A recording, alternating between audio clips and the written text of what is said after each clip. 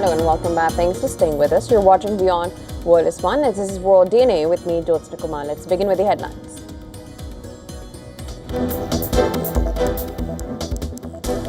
Donald Trump says the settlement to end the Russia-Ukraine war may be very close, but notes that personal animosity between Putin and Zelensky continues to complicate negotiations.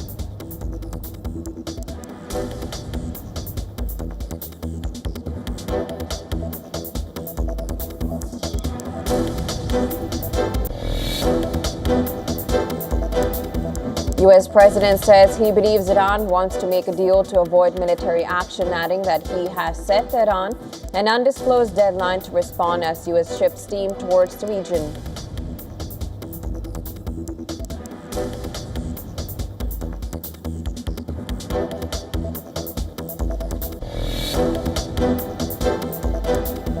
Venezuela's acting president, Delcy Rodriguez, calls PM Modi to discuss deepening bilateral cooperation in energy, trade, and investment. Two leaders agreed to take bilateral ties to new heights in the years ahead.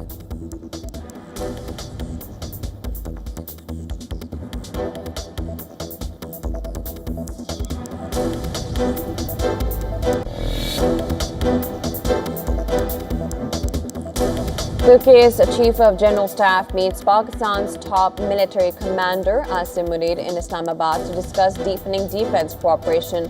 Talks come as Ankara considers joining a Pakistan-Saudi defense alliance.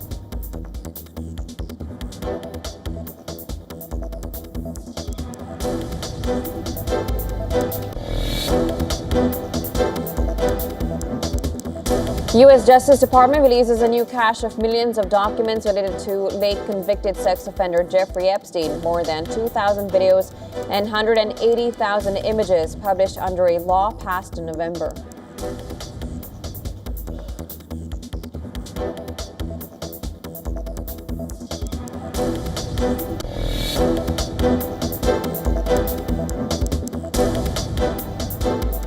Thousands protest in Minneapolis against President Trump's immigration crackdown, targeting ICE as part of a nationwide shutdown call across the United States after two U.S. citizens shot dead by federal agents.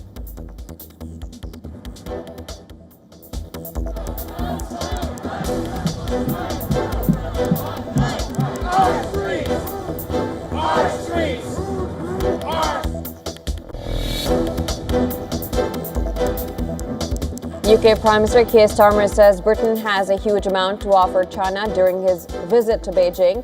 Brushes off Trump's warning that closer ties are very dangerous, noting US President plans to visit China soon.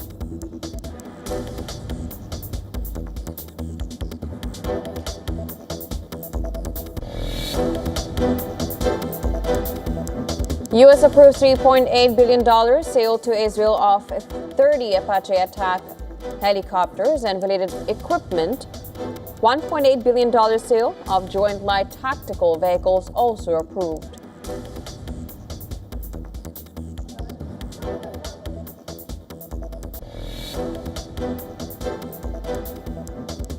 U.S. senators approved a Trump-backed deal to ease a government shutdown, though a short lapse is expected this weekend. Most agencies are funded through September, while Homeland Security gets a 2-week extension amid immigration disputes.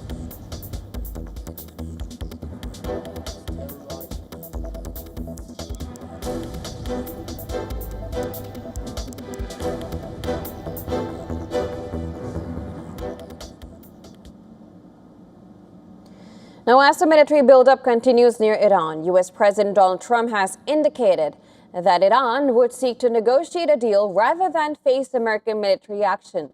And this comes as Iran has warned that its arsenal of missiles would never be up for discussion.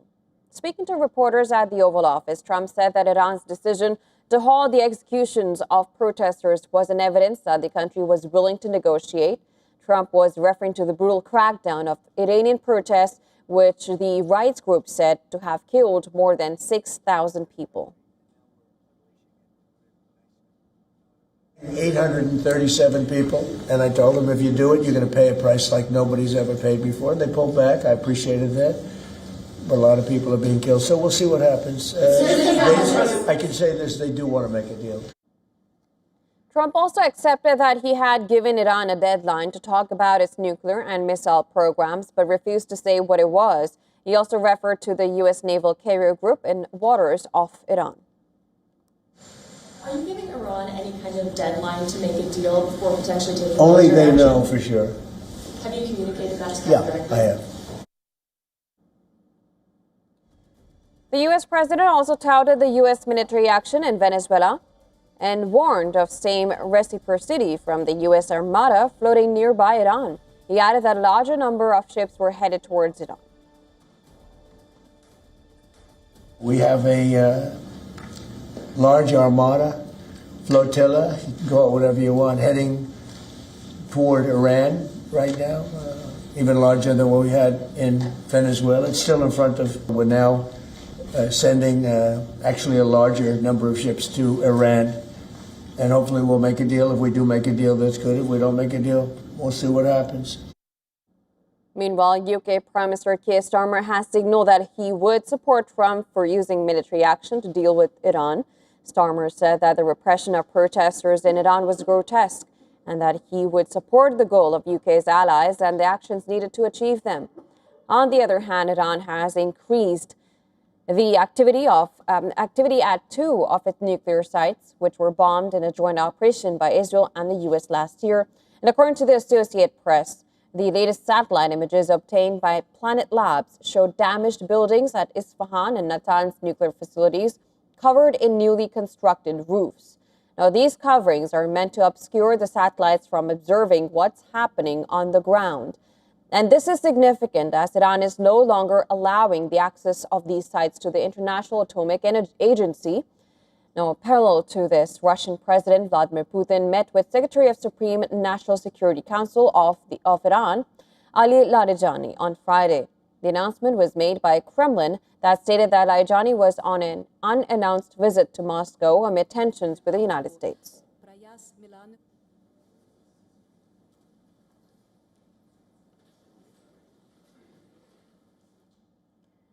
Now, Venezuela's interim president, Delcy Rodriguez, says she has agreed with India to strengthen cooperation in the energy sector. And this comes just one day after Caracas moved to open its hydrocarbons industry to private companies. The announcement follows Venezuela's efforts to reset foreign ties after the removal of longtime leader Nicolas Maduro in a U.S.-led military operation as the country looks to revive its weakened economy.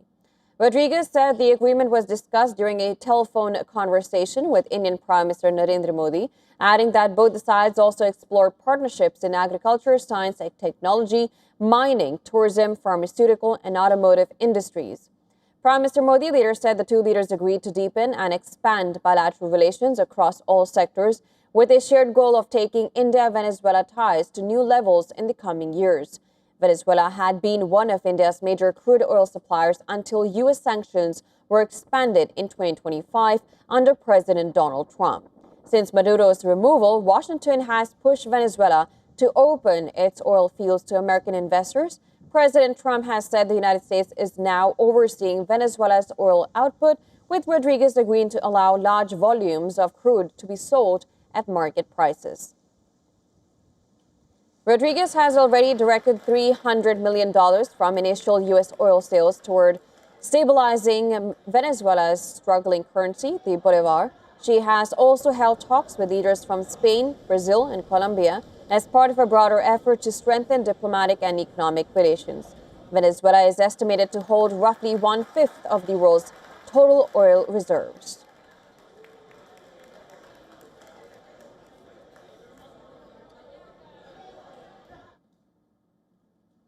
Now, the U.S. Justice Department released millions of documents related to the late financier and convicted sex offender Jeffrey Epstein. The documents that references Trump also mentions prominent figures like Bill Gates, Elon Musk, Howard Lutnick, among others. The disclosure represents the final release mandated by a law enacted last year. More than 3.5 million records have now been made public, including photos and videos. Announcing the release, Deputy Attorney General Todd Blanche said all images of women and girls were removed, except those of Epstein's longtime associate, Ghislaine Maxwell, who is serving a 20-year prison sentence. Epstein died in a New York prison cell in 2019 while awaiting trial for sex trafficking of underage girls. His death, which had been ruled as a suicide, fueled years of conspiracy theories. Today, we are producing more than 3 million pages, including more than 2,000 videos and 180,000 images.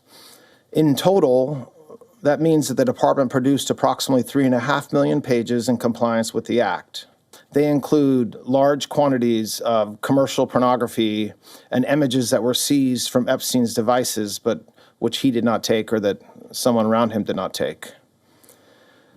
Some of the videos, though, and some of the images do appear to be taken by Mr. Epstein or by others around him. Files include an FBI-compiled list of sexual assault tips referencing President Trump, many from anonymous or unverified callers. And according to the Department of Justice, investigators followed up on some leads while others were deemed not credible. It calls some claims untrue and sensational. Trump has since denied any wrongdoing. When asked about Trump's influence, Todd Blanche stressed that the White House had no role in deciding what to redact. Certain communications with the White House. Let me just be clear, they had nothing to do with this review. They had no oversight over this review. They did not tell this department how to do our review, what to look for, what to redact. Among the documents released was a draft email which quotes Epstein alleging extramarital affairs by Microsoft co-founder Bill Gates. The Gates Foundation has since denied these claims. Emails released showed friendly exchanges between British billionaire Richard Branson and Epstein, including a 2013 message joking about Epstein's entourage. The files contain numerous mail exchanges between Epstein and Tesla CEO Elon Musk. Correspondence discusses travel to Epstein's island and social plans involving Musk and his then-wife. Documents show Prince Andrew invited Epstein to Buckingham Palace in 2010 and even arranged a private dinner during Epstein's London visit. Emails released show Howard Lutnick, now Commerce Secretary, and Epstein discussed meeting on Epstein's Caribbean island in December 2012. Several emails also suggested Epstein introduced film producer and New York Giants co-owner Steve Tisch to multiple women. And while none of the people named in these excerpts have been accused of wrongdoing, in the released documents, they highlight the scale of Epstein's influence.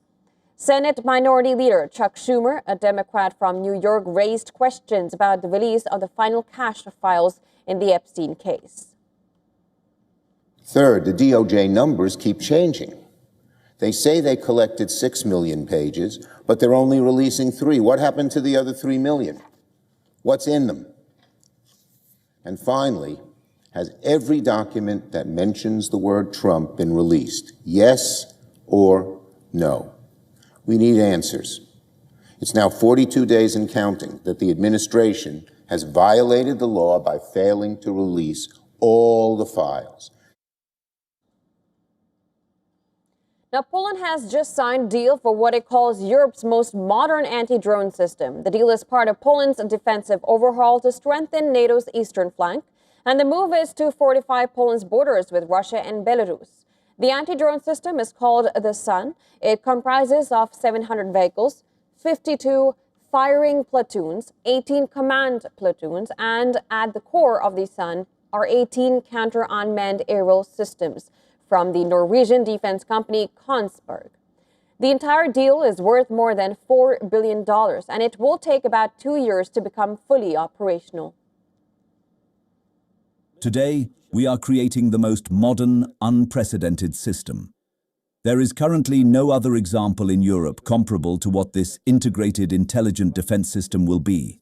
Above all, anti-drone. The emphasis on anti-drone capabilities come after Poland experienced a major scare last September. 20 Russian drones violated Polish airspace while targeting Ukraine. And this forced Warsaw and its NATO allies to scramble jets to down the Russian drones. And Poland has been working on a plan to strengthen its air defenses ever since. The SAN system is just one part of the bigger plan, which Poland has dubbed the East Shield Initiative. The SAN anti-drone system will be part of multi-layers. They include U.S. medium-range Patriot systems and short-range British short-range surface-to-air missiles. Poland is developing a very short-range air defense system, also known as the Pilika program. The entire air defense shield is expected to cost around $60 billion.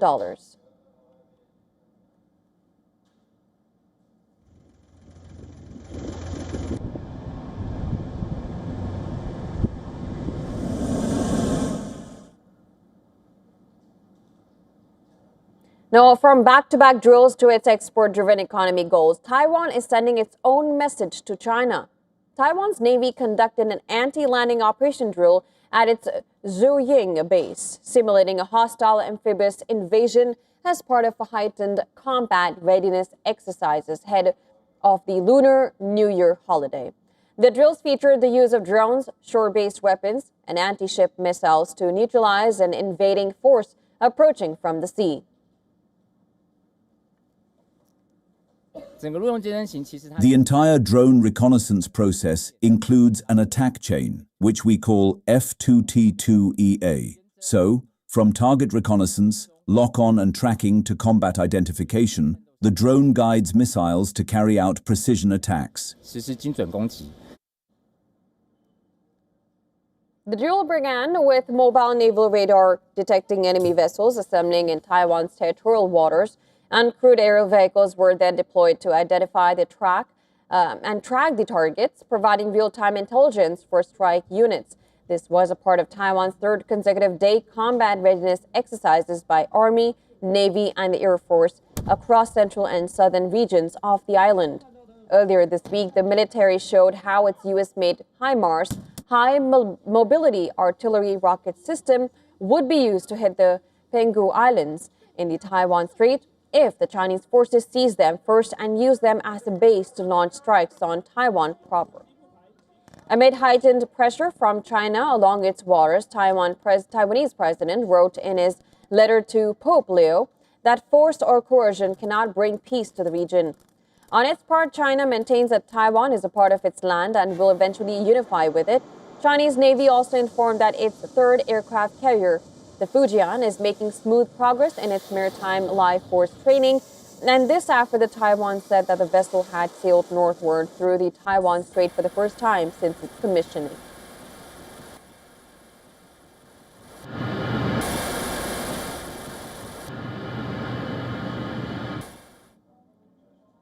Now, Moscow is struggling to cope with its heaviest snowfall in more than 200 years.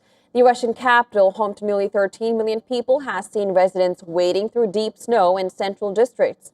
Thick snow-covered streets and sidewalks, leaving residents struggling to move through central districts. Commuter trains across the Moscow region were delayed while major roads saw long traffic jams. Cars became stuck in slow-moving condition. I am a student, and we came here to work, clear snow, so that people can admire the beauty, not the piles of snow. We maintain the beauty of this estate so that it is beautiful and cozy. City officials say the month of January has been colder and snowier than usual. In some parts of the capital, snow on the ground reached up to 60 centimeters. Scientists say snowfall levels can appear higher because snow contains larger amounts of air, meaning settled snow often exceeds standard precipitation measures.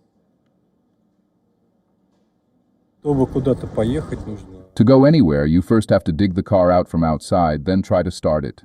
In freezing weather, it sometimes won't start. Anything can happen. And of course, snow drifts in the yards until the main roads are cleared.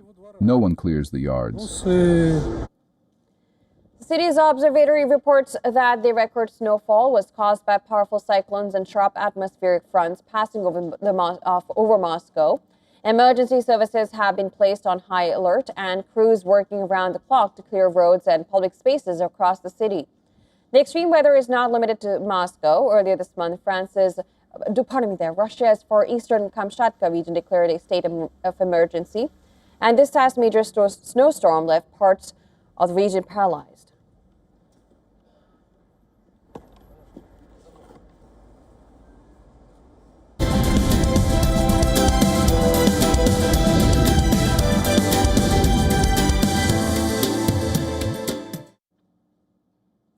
Now, this week saw a strong reversals in January trading themes and trends in an era marked by investor crowding and retail momentum. And now this week showed how quickly conviction can evaporate. Trillions of dollars swung at a rapid clip as the most popular trade stumbled with heavy positioning, leaving little room for error. And this week tested the limits of traders. The biggest dollar rally since May accelerated a plunge in precious metals on Friday. Gold suffered its sharpest drop in decades, while silver notched its biggest decline on record. Still, both metals were up over 13% for the month. Oil posted its third straight weekly gain, with benchmarks Brent crude rising 3.5% to about $63 per barrel. Bitcoin posted its longest streak of monthly losses since 2019. Now, with major assets covered, let's shift the focus to the Asia-Pacific stock markets. Japan's Nikkei was the biggest gainer in Asia with a 5.9% surge. Stocks in China were not too far behind with a near 4% gain. The OC benchmark ended with 1.8% rise. Indian benchmarks were the only exception among major stock benchmarks to close out the week in the red.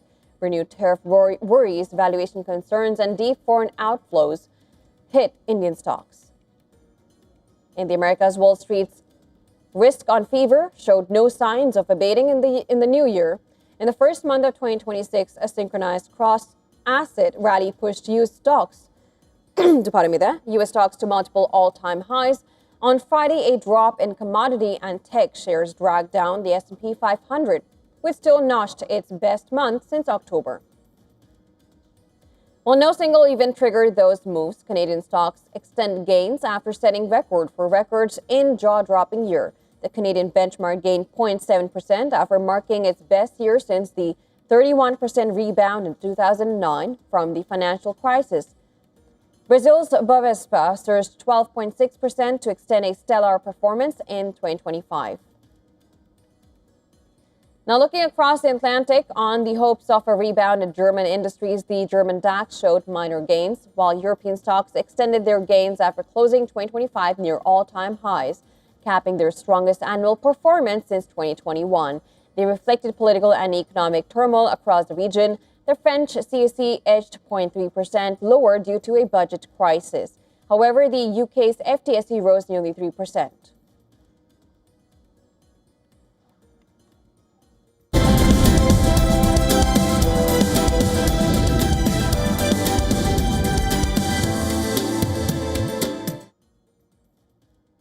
The lineup for the Australian Open men's singles final is set. Record 10-time champion Novak Djokovic will take on world number one Carlos Alcaraz in a blockbuster clash. Djokovic reached his first Grand Slam final since the 2024 Wimbledon after ending world number two Jannik Sinner's two-year reign as champion. While some may claim Djokovic was fortunate to reach the semifinals, he received a walkover from Jakub Mensik in the fourth round, and an injury forced Lorenzo Musetti to retire in the quarterfinals, while Djokovic was 2 sets to love up.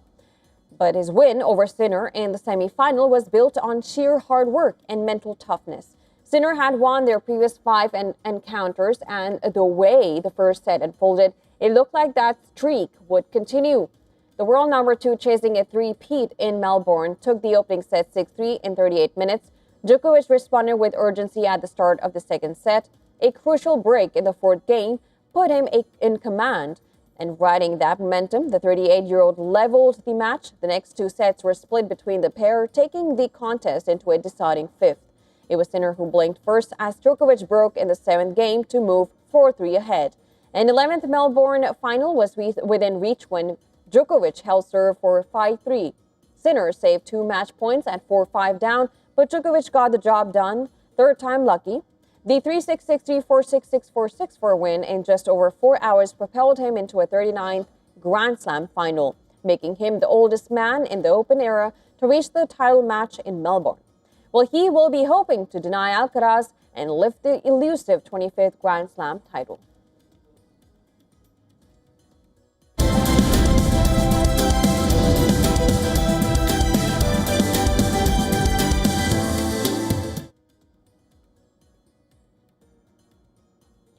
And Australian stars Margot Robbie and Jacob Elordi stepped into the spotlight in Los Angeles. The actors turned heads at the red carpet premiere of their much-anticipated film adaptation of the classic novel Wuthering Heights. Here's more from the premiere night. We'll leave you with the support. Do stay tuned. News and updates will follow on the other side. You're watching Beyond Police.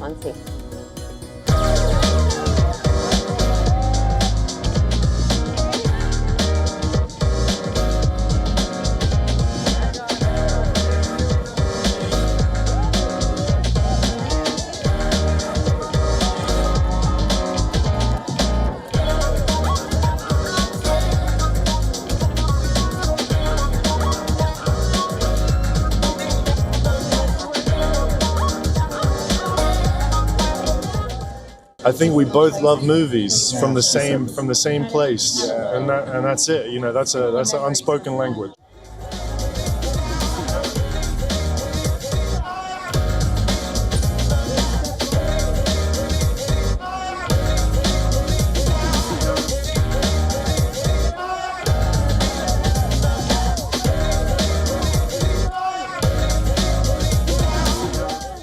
Well, we're from about an hour away from each other in Australia. He's from Brisbane, I'm from the Gold Coast. Yep. So it's that in itself felt like we were kind of starting on common ground.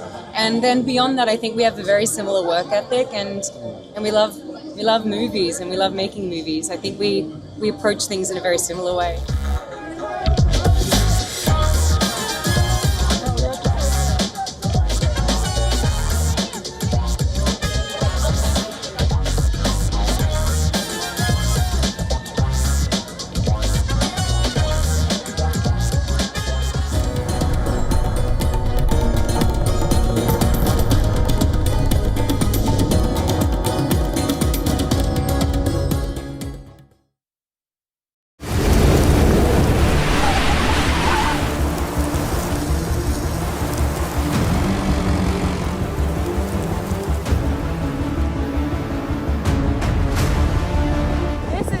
Crazy.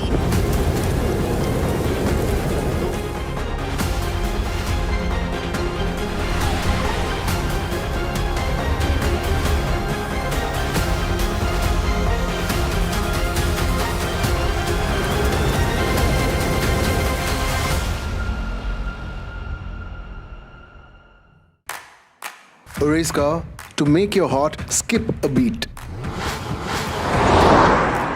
An SUV to take you places you've never been. I want a car that will take me wherever I want to go. A tiny car to discover a big city. A motorcycle to feel the elements.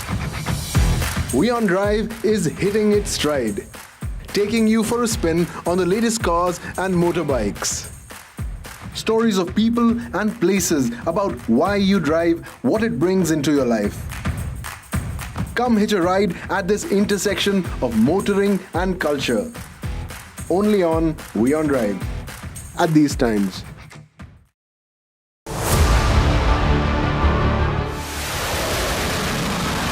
On the West Asia Post this week. As Iran tensions escalate, Tehran threatens to sink US aircraft carrier. Hamas seeks role for its fighters in governing Gaza ahead of the disarmament talks. Russia eyes major military bases in Syria amid heightening tensions between Damascus and Tel Aviv. Watch the West Asia Post only on WION World is One.